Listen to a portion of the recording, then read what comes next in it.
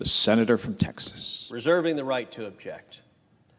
You know, the senator from Connecticut is correct that if a senator were to halt a large number of nominations for an idiosyncratic concern, for a concern unique to that senator that was not widely shared, that could constitute an abuse of power.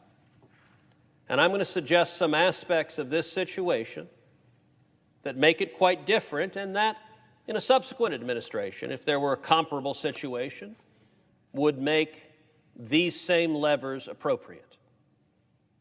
Number one, the Biden administration is defying 3 separate federal laws. 2 different Nord Stream 2 sanctions, both of which I authored along with Democratic Senator Jeanne Shaheen, both of which passed the Senate and the House and were signed into law, both of which enjoyed massive, near-unanimous bipartisan support. In addition to that, CAATSA, strong Russia sanctions that are mandatory, that are designed to force a president to sanction Russia, even if they're reluctant to do so, like Joe Biden is. Right now, the administration is defying the law. And so the message that I have conveyed to the administration repeatedly is follow the law. I'm not asking for a change in the law. I'm saying follow the law. That's number one, if you have an administration that is openly defying the law. But number two, that is openly defying an overwhelming bipartisan consensus of Congress. This is not a narrow partisan issue, and I would note, after Joe Biden waived the sanctions on Nord Stream 2, in the Senate Foreign Relations Committee, I introduced an amendment to reverse his decision. Every single senator but one on that committee voted in favor of my amendment. The senator from Connecticut voted in favor of my amendment. The senator from New Jersey voted in favor of my amendment. The Biden administration is telling all of Congress, essentially jump in a lake. We don't care that every Democrat and virtually every Republican has a dramatically different assessment of this situation than they do. Third, the national security magnitude of this issue. This was a major national security victory. When I met with the Biden administration, with each of their successive national security officials, I said, look, I understand the instinct of any new administration to say whatever the old guys did must be wrong. I get the Biden guys want to say whatever Trump did must be wrong. And by the way, the Trump guys, by and large, said whatever Obama did must be wrong. That's not a new thing. Whenever you have a change in administration, that tends to be a default position.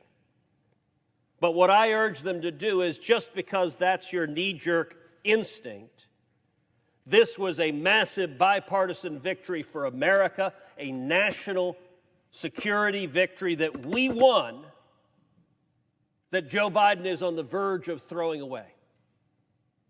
And the Secretary of State sat in my office and promised to fight to sanction Nord Stream 2. The Deputy Secretary of State sat in my office and promised to fight to sanction Nord Stream 2. The Undersecretary of State sat in my office and promised to fight to sanction Nord Stream 2. They did, in fact, fight to sanction Nord Stream 2, but unfortunately, they were overruled by the White House, which made a political decision to give in to Putin. In those circumstances, when you are defying explicit U.S. law, when you are defying the overwhelming bipartisan consensus of Congress, and when you are endangering U.S. national security and indeed turning a victory into a loss, I think it's appropriate to use the tools we have in front of us. That being said, I have engaged in active negotiation with the Biden administration. In the past week, I've had conversations on this topic with the Secretary of the Treasury, with the Deputy Secretary of the Treasury, with the National Security Advisor. I've had conversations with multiple Democratic senators about a path forward. But I'll tell you what the path forward is not going to be.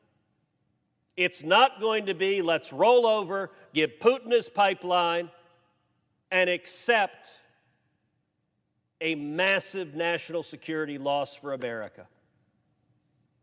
If that's where Joe Biden and Kamala Harris want to go, they can go there, but they're not going to go there with my acquiescence. And I'm going to use every tool I have as a senator elected by the people of Texas to prevent that outcome.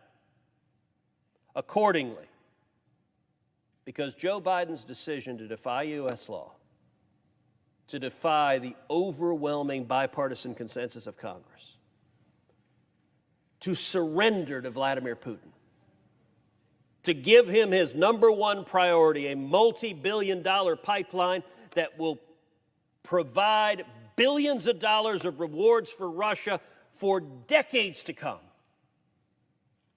Because that decision is a generational geopolitical mistake, on the order of magnitude of Jimmy Carter's giving away the Panama Canal. That even 50 years later, the consequences of that geopolitical mistake still reverberate. 50 years from now, Russian dictators will benefit from Joe Biden's weakness on Russia. Because that strengthens Russia, because it empowers Russia to attack our enemies, to extort our enemies, to engage in economic blackmail against our enemies, against our allies, rather. Because our allies are begging us not to do this. I've met with senior officials of the Ukraine. The Ukrainians are begging us not to do this, and the Biden White House is threatening Ukraine, keep your mouth shut, because we have a political objective here. Because that strengthens Russia at the expense of the United States, at the expense of Europe, at the expense of our allies, because it destroys jobs in America, and because it endangers U.S. national security.